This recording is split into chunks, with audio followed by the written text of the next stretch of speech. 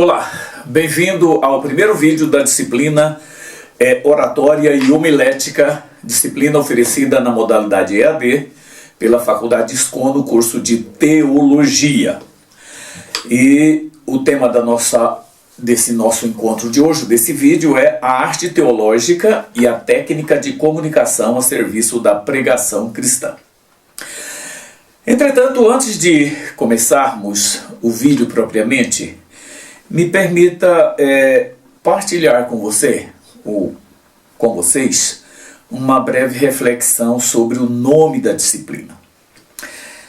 Oficialmente, a nossa disciplina se chama Oratória e Homilética, mas pedagogicamente e do ponto de vista teológico, talvez esse nome não seja o mais adequado.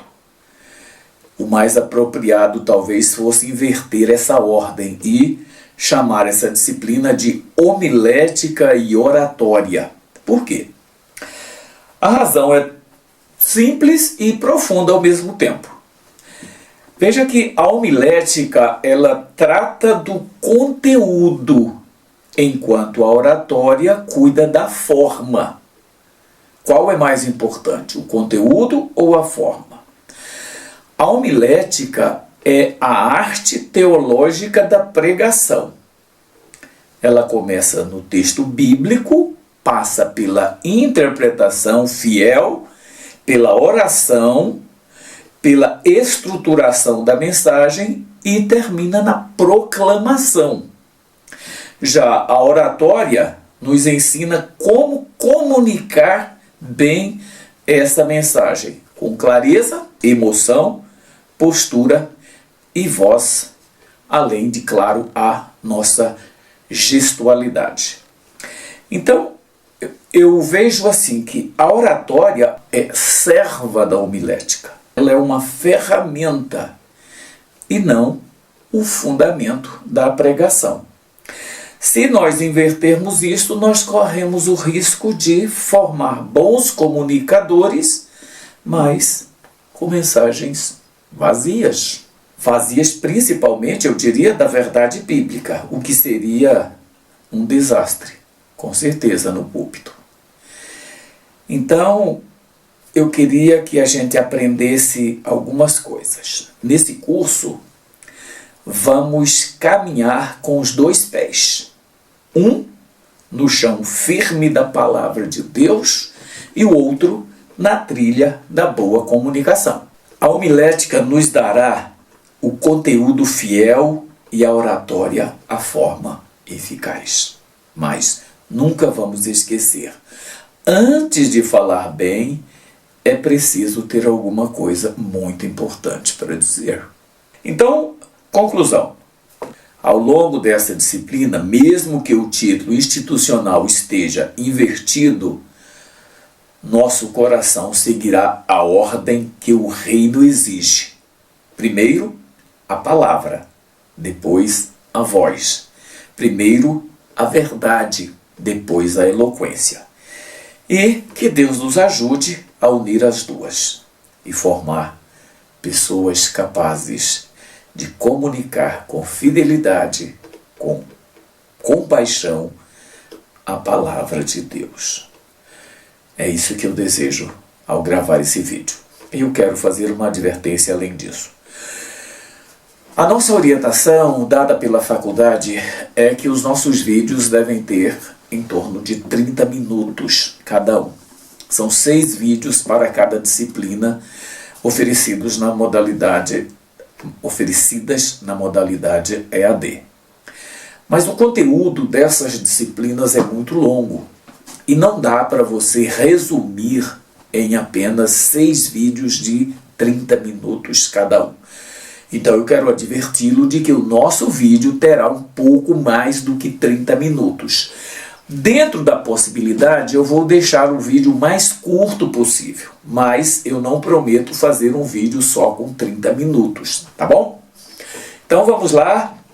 O meu objetivo nesse primeiro vídeo é compreender como a homilética e a oratória se complementam na prática da pregação cristã, unindo fidelidade bíblica e excelência comunicacional. Então vamos juntos nesse caminho e vamos chegar com certeza a um porto seguro e com convicções claras para que possamos expor a palavra de Deus de modo que ela seja eficaz, de modo que ela alcance os seus objetivos, porque a Bíblia já nos assegura que a palavra do Senhor não voltará vazia. Portanto, ao pregarmos a palavra, podemos ter consciência de que os resultados serão produzidos pelo Espírito Santo e alcançaremos aqueles aos quais nós destinamos a palavra de Deus. Eu queria começar refletindo uma coisa com vocês. Veja só, por que alguns sermões marcam as nossas almas? Porque existem alguns sermões que nós ouvimos há muito tempo e nunca nos esquecemos deles. E outros que a gente ouviu até recentemente não deixou nada para a gente. Mesmo tendo sido pregados de forma correta, mesmo tendo sido anunciados de forma muito clara, mas não marcaram as nossas vidas. A resposta, talvez, para essa indagação está na integração coerente e certa entre a homilética e a oratória.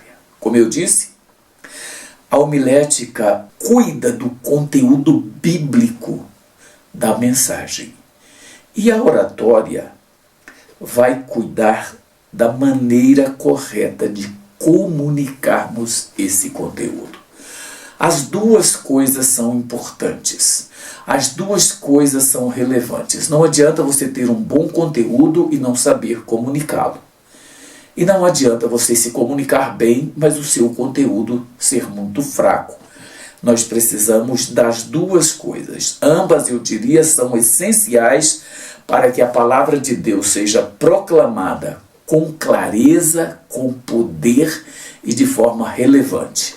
Para que os nossos ouvintes daqui a muito tempo lembrem-se das nossas pregações, lembrem-se daquilo que nós ensinamos e ainda tenha isso vivo nas suas mentes. Eu diria que o que a gente pode classificar? Eu já disse que a homilética cuida do conteúdo. O que são, então, na prática, a homilética e a oratória? A homilética podemos começar definindo como sendo a teologia da pregação. Talvez a expressão teologia aqui fique um tanto quanto inadequada, mas é a palavra mais utilizada para que a gente possa definir com mais clareza o que é a homilética. Mas, trocando isso em miúdos, a homilética é a arte de preparar sermões bíblicos com profundidade e com coerência. Essas duas coisas também precisam estar juntas na mensagem: a profundidade e a coerência. E eu diria mais ainda, a simplicidade. Nós precisamos comunicar a mensagem com coerência, com profundidade, com simplicidade, com clareza. Isso é muito importante. Não é só o conteúdo que você prega que é importante na sua mensagem. A forma como esse conteúdo é apresentado, a forma como você faz essa apresentação dessa mensagem é muito relevante. Eu diria ainda que a homilética é a parte da teologia prática, que se cuida, que se preocupa em aplicar a doutrina à vida da igreja. Então note que homilética é teologia posta na prática. É quando você tira a informação lá dos meios acadêmicos e consegue colocá-la em prática dentro da igreja. E ela tem também, além disso, uma finalidade espiritual. Tudo aquilo que fazemos na obra de Deus, na igreja, tem que ter esse caráter de profundidade espiritual. proclamar a mensagem bíblica com fidelidade e relevância é talvez a mais profunda ou a mais importante das finalidades espirituais da palavra que nós falamos. Por outro lado, a oratória é técnica, ela é meio de comunicação correto daquilo que queremos falar. Então, se você quer comunicar bem aquele conteúdo que você preparou com esmero, com oração, com cuidado, olhando cada detalhe, é importante que você tenha cuidado com isso. É importante que você se preocupe com a questão da oratória. Por quê? A oratória possibilita que você aperfeiçoe, eu diria, a forma, o modo como você transmite a mensagem que você vai pregar. Isso é muito importante, porque, como eu já disse, não adianta ter um bom conteúdo e não saber mostrar esse conteúdo. É muito comum ouvirmos de alunos que dizem o seguinte: o fulano de tal, ele sabe muito, mas ele não tem didática. Ou ele sabe muito, mas a didática dele é péssima.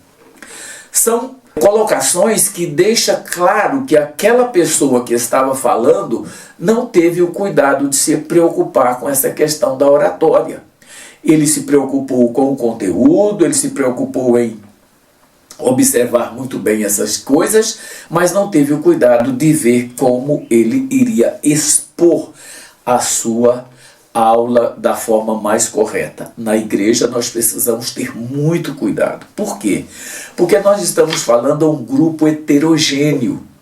Nas nossas igrejas nós temos pessoas que são analfabetas e nós temos pessoas que são doutoras. Logo, nós não podemos nivelar nem abaixo e nem acima. Nós temos que manter a coisa mais ou menos em um padrão médio, de modo que a nossa mensagem atinja tanto aquele que é analfabeto quanto aquele que é doutor.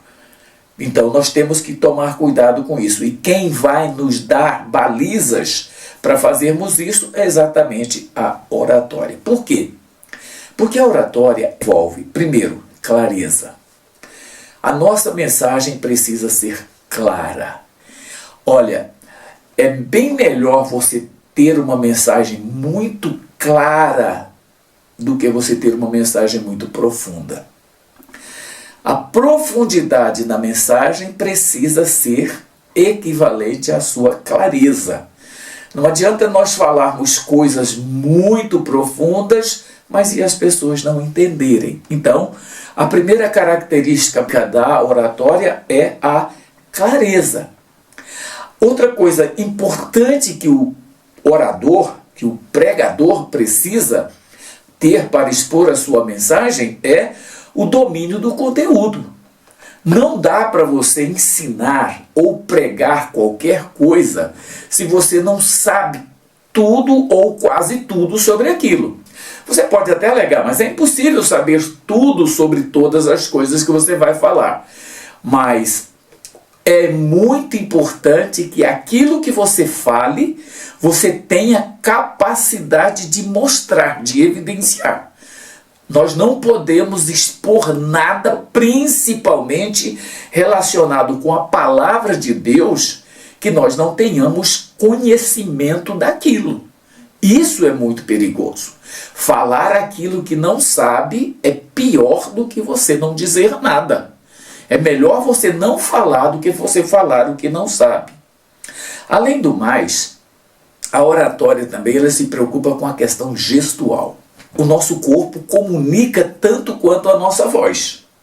Logo, se eu não tiver cuidado com meus gestos, com a maneira como eu encaro o meu auditório, a minha comunicação vai ficar inviável. Eu vou ter dificuldade de ser entendido se a minha comunicação não verbal, a minha comunicação, eu diria, com relação à minha postura, o meu jeito de olhar, de encarar o auditório, vai ser difícil as pessoas me entenderem. Logo, eu preciso ter uma atitude correta, um modo correto de me postar diante do auditório para quem eu vou falar. Isso vai, evidentemente, depender do lugar que você está, do tamanho do auditório, do tipo de auditório que você está diante dele. Por exemplo, você não pode se comportar da mesma forma diante de um grupo de crianças e um grupo de pessoas idosas. Você não pode se comportar dentro de uma classe de escola bíblica, por exemplo, com 20 ou 30 alunos, e uma igreja com 500 ou 1000 pessoas. Há uma diferença significativa no modo como você se porta diante desses auditórios que são diferentes. Além do mais, você precisa ter preocupação com a sua voz.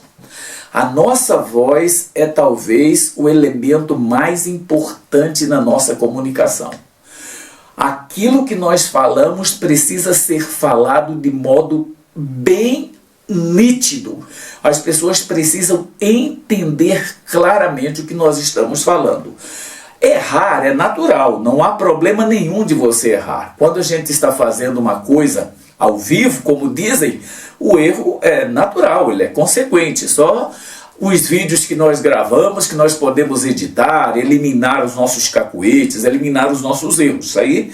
Agora, diante do auditório, apresentando uma mensagem ao vivo, você precisa ter cuidado para evitar ao máximo certas gafes que é muito comum quando nós estamos falando.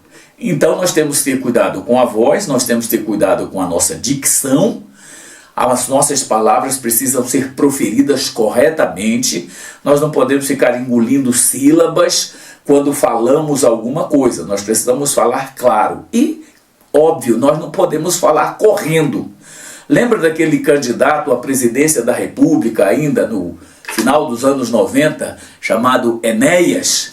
Ele tinha acho que 10 ou 15 segundos para falar do seu programa de governo e ele queria falar o seu programa inteiro naquele tempo. E a única coisa que ficava claro para a gente quando ele terminava de falar era quando ele dizia: o meu nome é Enéas. Então, nós não podemos ser um Enéas quando estamos pregando. Nós precisamos ser uma pessoa que pregue com clareza, que nós falemos aquilo que as pessoas entendem. E, além do mais, a questão emocional. Nós precisamos de manter uma conexão emotiva com o nosso auditório. Isso é muito importante. Para isso, eu não vou fazer um comentário aqui agora dessas palavras, porque elas estão explicadas no texto que vocês receberam, que é o ethos, o pathos e o logos, na comunicação emocional. Isso é muito importante. Eu quero que você dê uma lida nesse texto e mais, que você vá ler, que você procure compreender melhor, indo a outras fontes, além desse texto que eu entreguei, que é uma síntese para vocês, mas que você possa ir mais fundo e que você possa procurar apropriar-se de muito mais informações a respeito desse assunto, da maneira como você deve conectar-se emocionalmente com o seu auditório. É muito importante. Aqui vale a pena. Eu não quero que, de modo nenhum, que você pense que eu estou te ensinando a copiar coisas do mundo e usar dentro da igreja. Nós não somos coach. Nós somos mensageiros do Evangelho, é diferente. Então nós não temos que usar aquele discurso que quer dominar as pessoas, que quer controlar as pessoas, como fazem os coaches. Mas nós precisamos ter comunicação, eu diria, emocional com os nossos ouvintes. E mais, a questão da naturalidade e da autenticidade com que você fala. Não seja superficial. Não imite ninguém. Quando você for falar, seja você. Você é a pessoa mais importante que existe para Deus. Ele o fez do jeito que você é, a sua dicção, a sua voz, o seu timbre, o modo como você faz. Deus o fez perfeito. Agora cabe a você usar isso. Então, fale com naturalidade. Não imite ninguém. Por mais que você se sinta tentado a imitar a voz de alguma pessoa que você ouviu, os gestos, o jeito, a forma de se expressar de alguém? Não faça isso. Isso vai prejudicar completamente a sua mensagem. Então fale com naturalidade e autenticidade. Isso são apenas alguns elementos que a gente pode aprender com o uso correto da oratória. Agora, existem algumas diferenças e existem complementariedades que a gente precisa entender. Veja só, a homilética, como eu disse, trata do conteúdo, da inspiração e fidelidade da palavra, da mensagem que você vai pregar. Isso é homilética. Quando você está preparando o seu sermão, do ponto de vista da homilética, você vai ter cuidado em fazer da melhor maneira possível. Você vai ter cuidado de olhar claramente se você está deixando tudo de modo mais fácil para as pessoas entenderem. Agora, já a oratória trata da forma, da maneira como você expressa a sua mensagem. Então, as duas coisas são distintas, mas ao mesmo tempo se complementam. A homilética vai te dar o conteúdo, aquilo que você deve entregar para as pessoas, e a oratória vai dizer para você como você vai entregar isso para as pessoas. Ambas, juntas, utilizadas de forma correta, fortalecem e deixa muito mais clara a mensagem que nós pregamos. Nós precisamos aprender uma coisa, irmãos. A mensagem bíblica precisa ser clara. Vou repetir, precisa ser clara, nem tanto profunda. A gente olhando o modelo de pregação que Jesus adotou durante o seu ministério, eram pregações muito simples, eram colocações que todas as pessoas que estavam com ele entendiam perfeitamente. E é isso que nós precisamos cuidar. Na hora que vamos pregar, vamos ter o cuidado de colocar a mensagem para as pessoas da maneira mais clara possível. Não precisa correr, não precisa esgotar nenhum assunto. Às vezes eu vejo algumas pessoas que vão pregar, que vão ensinar, elas querem acabar de falar tudo sobre aquele assunto. Não dá para fazer isso. Então você tem que fazer um recorte muito bem definido daquilo que você vai falar e apresentar a sua mensagem de modo que as pessoas entendam, de modo que as pessoas sejam edificadas, de modo que as pessoas possam compreender o que é que Deus quer delas com a mensagem que você está pregando. Isso é essencial na nossa mensagem. Agora, de forma assim bem superficial, eu gostaria de falar alguma coisa para vocês sobre as raízes bíblicas e históricas da pregação. Não vou entrar em detalhes profundos, até porque eu estou dizendo que tudo que a gente fala aqui numa aula, por exemplo, deve ser dado com muita clareza, com muita simplicidade. Então veja só, no Antigo Testamento havia os profetas, que eram os pregadores daquela época. Era quem ensinava. Eles eram, a gente pode dizer, a voz de Deus ao povo.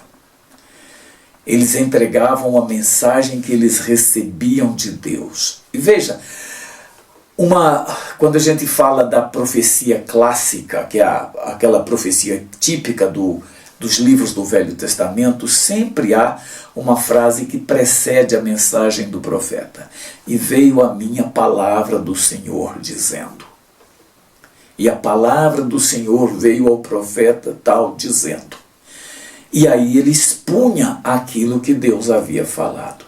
Note que a mensagem que o profeta pregava, aquele profeta clássico, era uma mensagem que vinha direto de Deus para as pessoas que ouvia. Em geral, essa mensagem estava muito centrada nos fundamentos da Torá, ou seja, aquilo que foi a base de toda a pregação, de todo o ensino do Velho Testamento, a Torá, ou os 5 livros de Moisés, ali no Pentateuco, é que serve de base, é que estruturava as mensagens que eram pregadas pelos profetas no Velho Testamento. E, claro, eles usavam muitas metáforas, eles usavam muitas imagens, às vezes bem marcantes para as pessoas entenderem claramente. Lembra das figuras que Ezequiel, por exemplo, usou, o profeta Isaías, o profeta Oséias e tantos outros, a fim de tornar a mensagem bem clara para as pessoas. Ou seja, a nossa mensagem precisa ser apresentada de maneira que as pessoas não tenham a menor dúvida daquilo que você está falando, está propondo. E no Novo Testamento? No Novo Testamento, a pregação ela parte do maior dos pregadores que já existiu.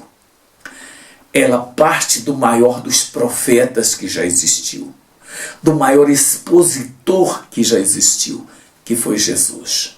Jesus ele usava um método simples. O método de Jesus pregar, o método de Jesus ensinar, era o método peripatético. Isso significa que ele ensinava enquanto estava andando.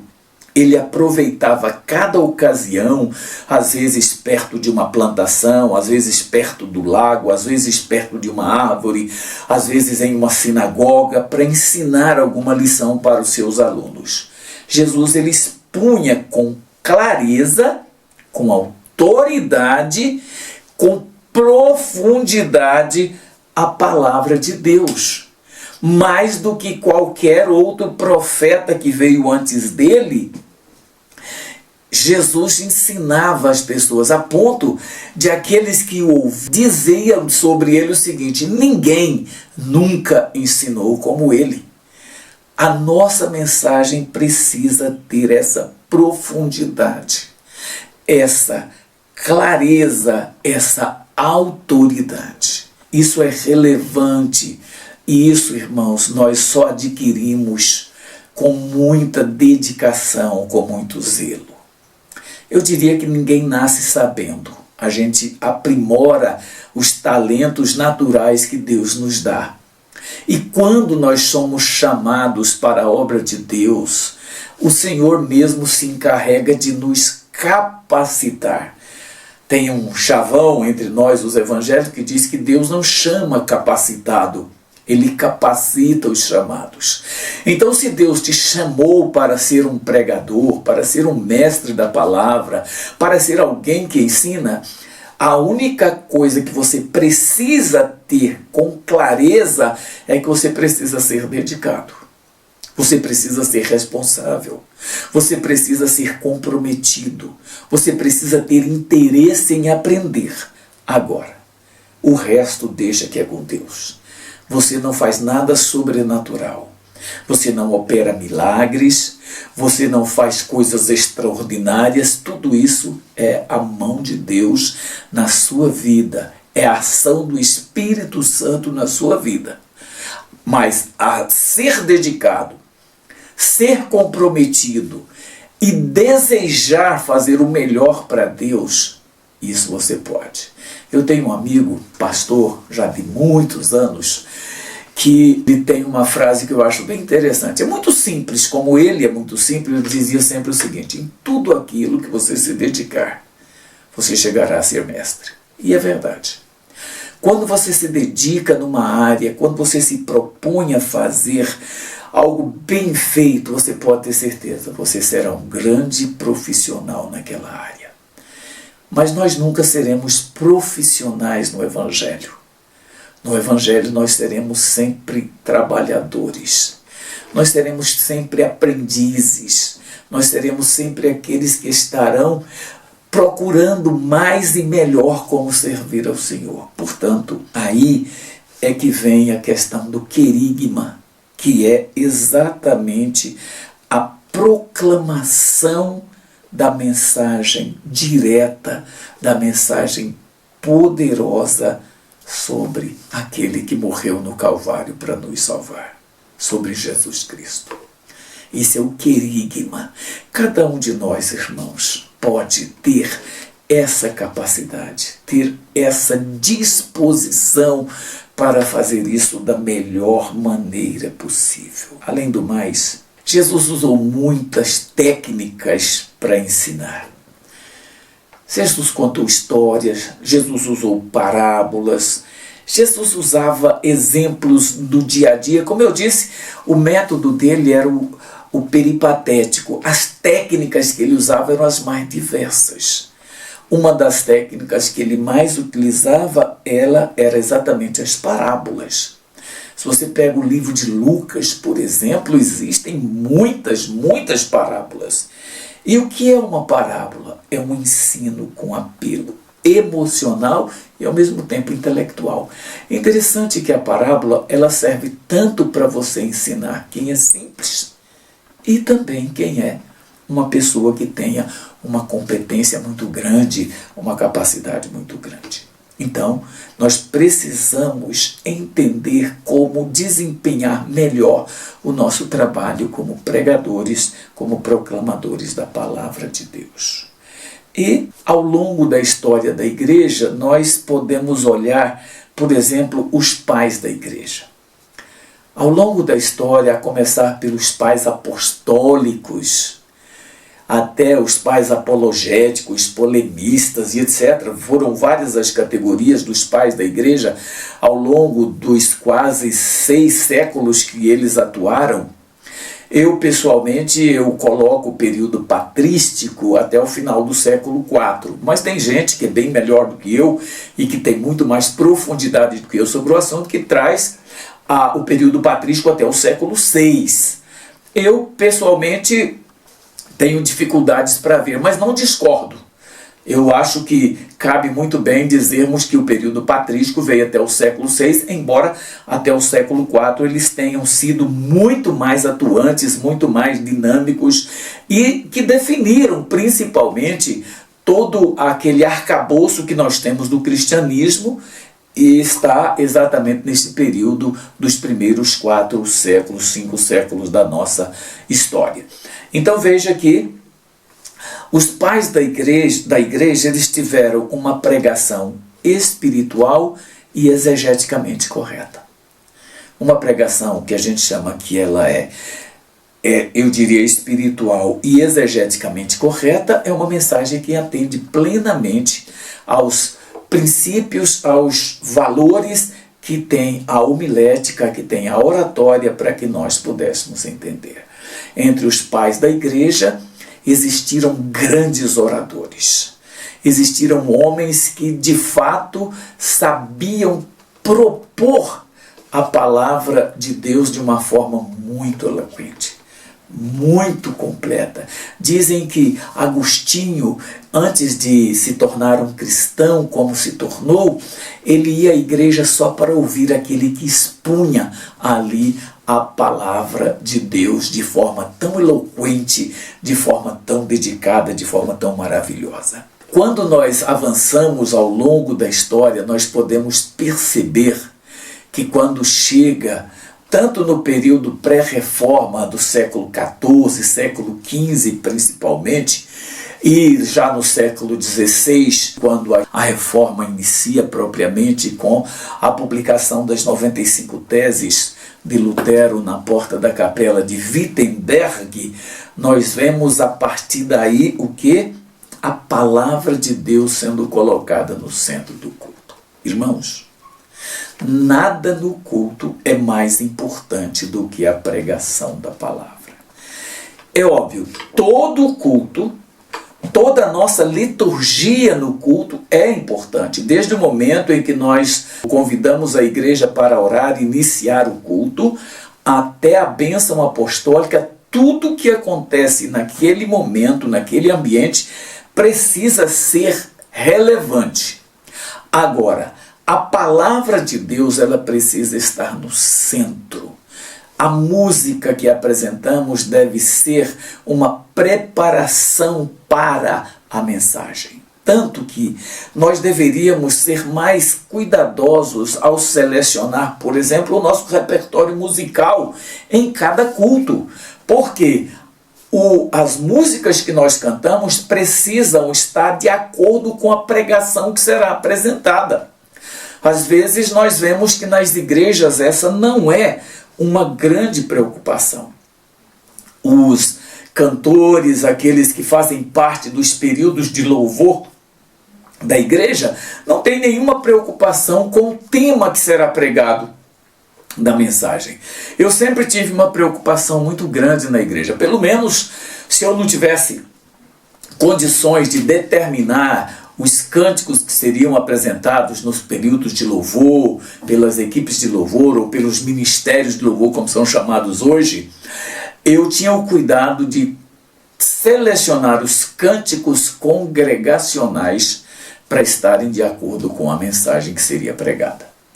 Tanto que quando eu convidava alguém para pregar num culto que eu estava dirigindo, eu procurava saber qual era o tema da mensagem, qual era o texto que ele iria utilizar, exatamente para organizar o culto naquela direção, para que a mensagem fosse o fechamento de toda a conduta que nós tínhamos dentro do culto. Isso é organizar o culto tendo a palavra de Deus no centro. Foi exatamente isso que os reformadores fizeram. Se você estudar como foi a reforma a partir até da pré-reforma, você vai perceber que a palavra de Deus estava no centro. E quando nós iniciamos a reforma, o tópico mais importante que tinha da reforma foi o sola escritura, que era exatamente a Bíblia no centro do nosso culto. E, claro, todo culto ele não pode ser um culto morno, ele não pode ser um culto, aquele culto sonolento. Os nossos cultos precisam ter avivamento. E não confundam avivamento com gritos, com euforia, com barulho. Avivamento é algo que nos move por dentro, é algo que nos faz sair do culto refletindo sobre como nós participamos daquele culto. Ele precisa ter unção, ele precisa ter algo que apele para urgência na vida das pessoas e ele precisa ter um apelo para que cada pessoa tome uma decisão ao lado de Cristo. Isso nós precisamos fazer. Agora, uma pergunta fica no ar.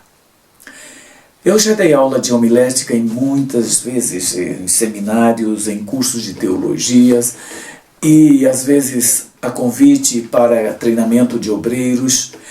E uma pergunta que a gente sempre ouve é: como preparar uma mensagem bíblica? Irmãos, eu nunca tive dúvida. Desde a primeira vez que eu ouvi essa pergunta, há muitos anos, a minha resposta sempre foi a mesma: de joelhos, em oração.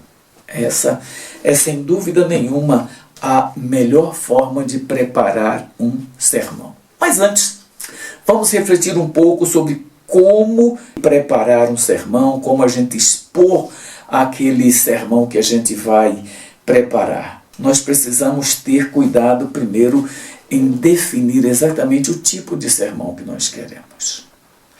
Basicamente, irmãos, existem 3 ou 4 tipos. Eu vou colocar aqui 4 tipos de sermões para não ser muito restritivo. E eu vou falar da importância deles pela ordem. Primeiro, o sermão mais adequado, mais importante, é o sermão expositivo. Por quê? Porque no sermão expositivo nós teremos a preocupação de expor a palavra. Não é o que eu penso como pregador, não é o que eu quero dizer para a igreja, é o que a palavra diz. Um sermão expositivo, geralmente, ele se baseia em um tópico um pouco maior das Escrituras, algo acima de 5 ou 6 versículos, já é um texto razoável para você expor a palavra. Em geral, um parágrafo deve ser tomado de cada vez para preparar um sermão expositivo. Agora, eu sugiro que você aprofunde sobre o que é um sermão expositivo. Como preparar um sermão expositivo, como organizar as suas ideias dentro de um sermão expositivo, isso é muito importante.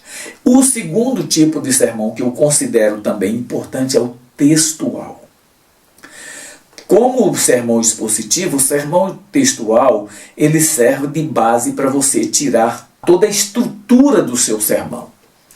Ele se baseia em um texto um pouco menor, pode ser um versículo, pode ser 2 ou 3, mas o sermão textual, ele se atém ao que o texto bíblico diz.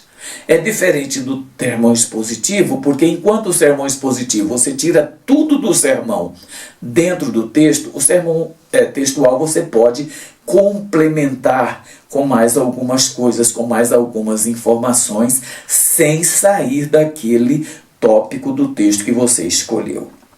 Depois disso, você tem o sermão temático, que é o sermão utilizado hoje nas igrejas pentecostais e neopentecostais por quase 100% dos pregadores.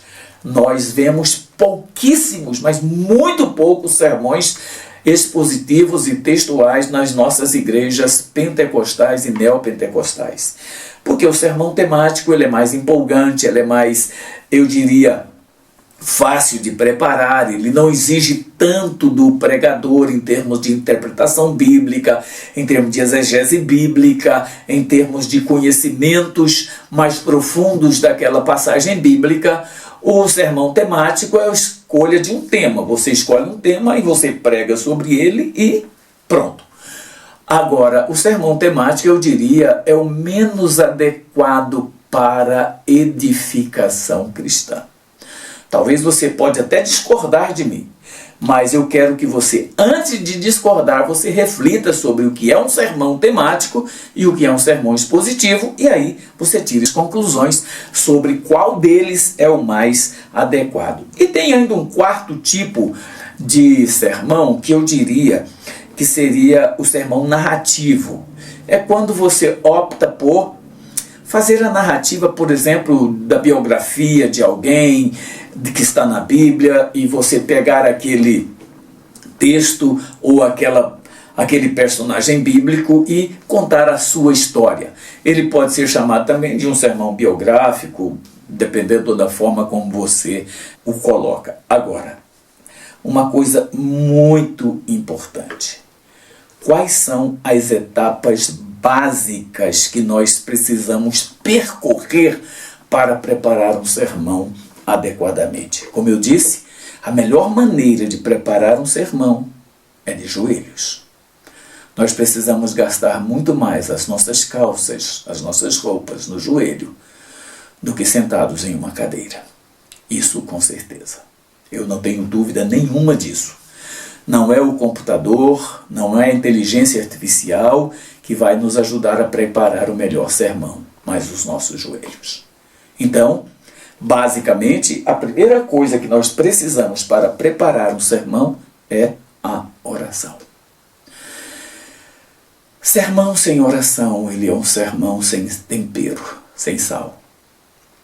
Sermão sem oração é como uma flor bonita, mas de plástico, que não tem cheiro, não atrai nenhuma beija-flor, só tem aquela aparência de beleza. O segundo aspecto, também igualmente importante à oração, é o estudo bíblico. Amados, nós precisamos estudar com profundidade as Escrituras. John Stott dizia que nós não podemos gastar menos do que 30 horas preparando um sermão. Moody disse que nunca preparava um sermão sem ter lido o texto bíblico mais de 50 vezes. Então veja que oração e estudo bíblico é muito importante. Agora, algo do ponto de vista intelectual que você precisa fazer ao preparar um sermão é organizá-lo logicamente. O nosso sermão precisa ter início, desenvolvimento e conclusão e aplicação. E isso você só pode fazer se você tiver uma capacidade intelectual, eu diria, se você tiver um domínio dessa técnica. Isso você pode aprender. Ainda que você não tenha isso como um dom, mas você pode ter isso estudando, você pode aprender.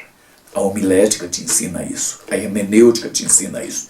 Portanto, vamos estudar. Preparou tudo com oração, com estudo profundo das Escrituras, organizou o seu sermão direitinho. Então agora, pega isso, deixa lá, eu diria em repouso, sabe? E por algum tempo, pode ser de um dia para o outro, ou algumas horas, e depois você volta para você fazer as correções que você precisar. Se você tiver alguém de sua intimidade que você possa compartilhar o que você está preparando, peça para que esta pessoa também olhe. Eu já tive a oportunidade de fazer isso muitas vezes com alguns irmãos. Não muitos irmãos, mas alguns irmãos já tive. E é muito enriquecedor quando você compartilha essas suas propostas com outras pessoas. Ajuda muito a corrigir. E qual a estrutura que nós podemos montar de um sermão? É aquilo que eu já disse. Primeiro, a introdução. A introdução é algo que você faz de modo muito rápido. Eu diria, se você, vamos imaginar um sermão que você tenha meia hora para pregar. A sua introdução não pode ocupar mais do que 3 ou 4 minutos. É algo bem rápido, mas que tenha que chamar a atenção para o que você vai falar. É na introdução que você atrai a atenção das pessoas para o seu sermão. Se você não fizer uma introdução adequada, ninguém vai prestar atenção no seu sermão. Portanto, é importante que você entenda isso.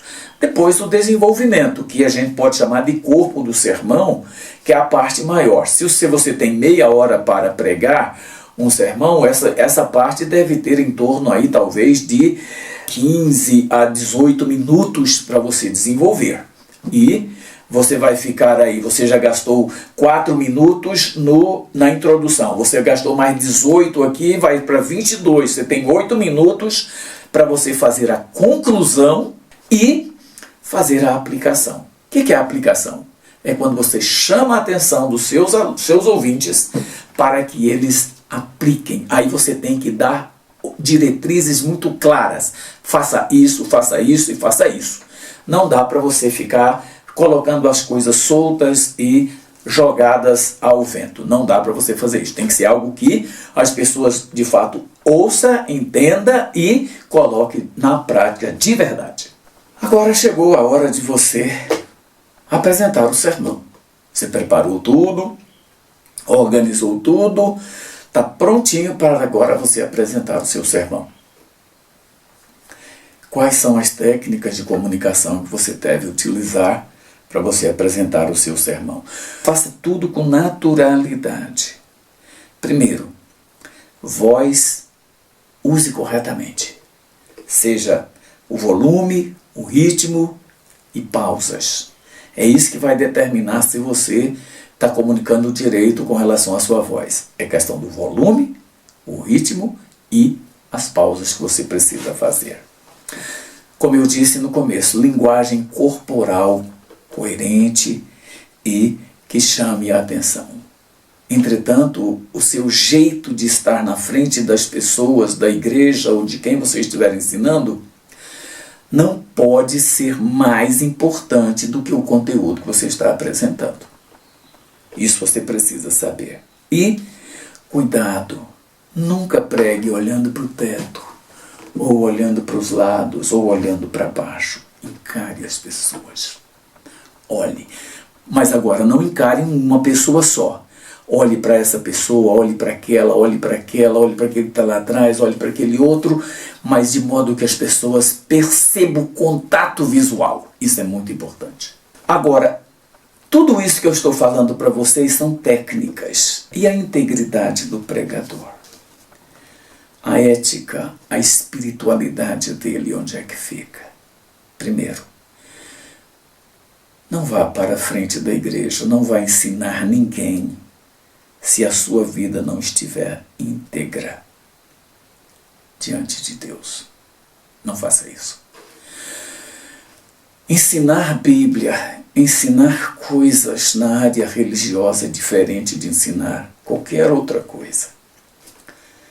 Porque aqui exige vida. Não é só conhecimento teórico, não é só técnica. É vida que tem que existir aqui. Seja dependente do Espírito Santo. Sem a ação dele na sua vida você não é nada. Todo o seu conhecimento não tem a menor importância se você não depender da ação do Espírito Santo na sua vida. Isso é relevante. Ele tem que ter liberdade. Você tem que ter intimidade com ele. Você precisa aprender a lidar com as pessoas, respeitando aquelas pessoas para quem você fala. E você tem que tomar muito cuidado. Nunca invente nada na mensagem. Pregue a mensagem pura e simples. A verdade precisa ser dita. Pode ser, às vezes, dolorosa para quem ouve e até para quem fala, mas ela precisa ser dita. Esses são alguns princípios, alguns valores que a homilética e a oratória nos ensinam. E, partindo já para o encerramento desse vídeo, que já está bem longo, eu gostaria de propor aqui algumas considerações para a gente encerrar. Primeiro, pregar é mais do que falar bem. Não se esqueça disso.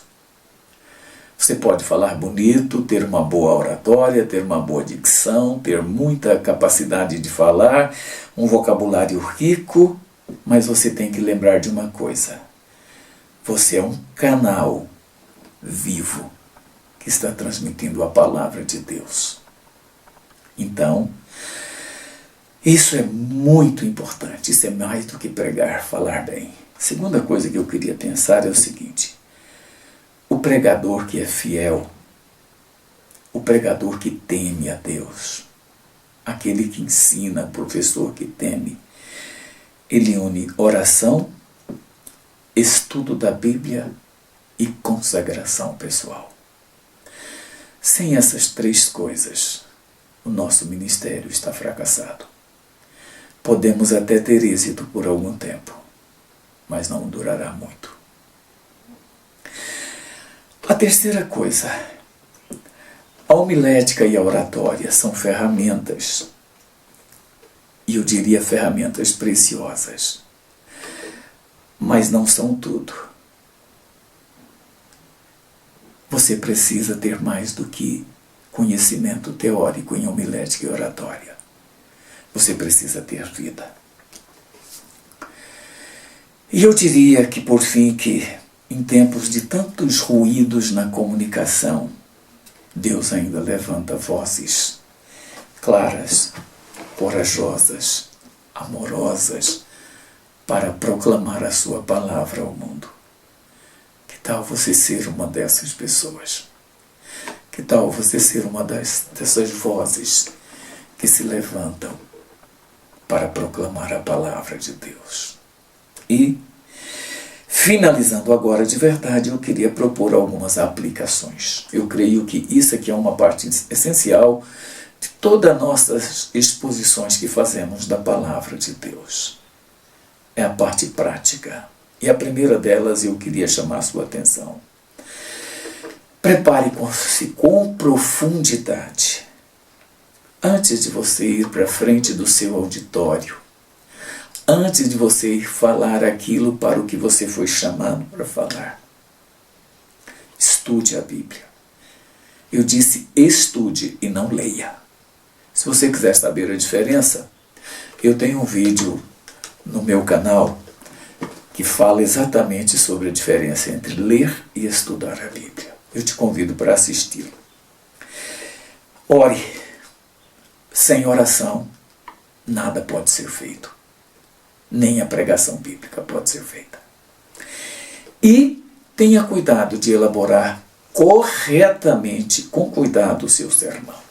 Isso é importante. Segunda aplicação.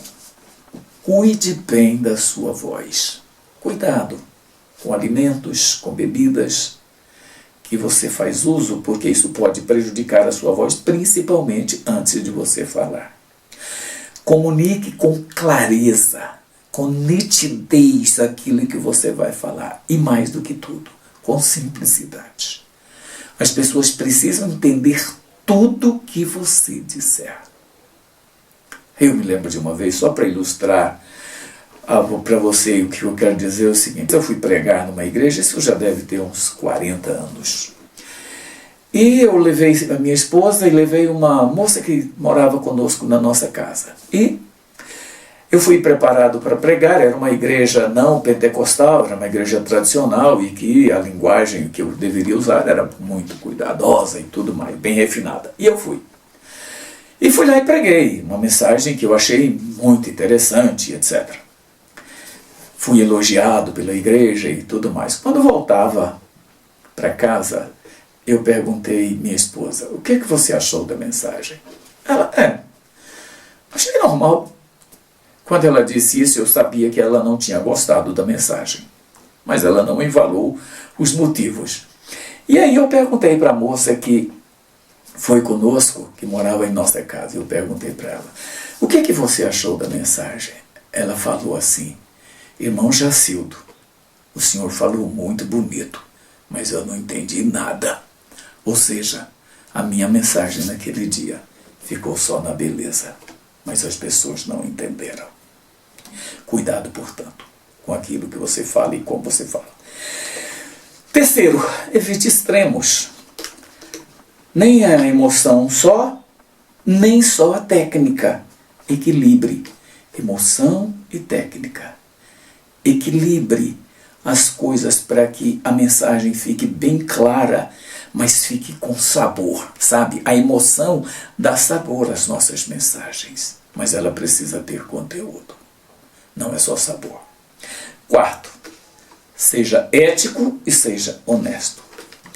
Quando você citar alguma coisa, não invente nada que não é seu. Cite fontes, fale verdades para as pessoas, mas fale sempre com amor. Nunca queira pisotear a plantação do Senhor. Nós não temos esse direito. As almas são de Jesus, não são nossas. Portanto, precisamos ter cuidado. E, finalmente, dependa do Espírito Santo. Lembre-se que sua maior arma na pregação não é a voz, não é a homilética, não é a oratória, não é o seu cuidado no preparar o sermão. É a ação do Espírito Santo. Que o Senhor te abençoe. Até o nosso vídeo de número 2, que se Deus quiser vai ser na próxima semana.